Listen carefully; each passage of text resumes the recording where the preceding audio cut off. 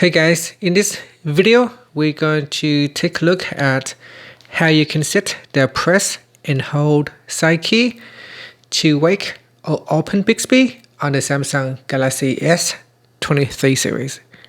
First, tap on the home button to go back to the home screen. And from the home screen, swipe down at the top, then tap on the settings icon. In the settings page, we scroll down and then tap on advanced features. Next, tap on side key. Then we go down to the press and hold section. In here, select wake Bixby.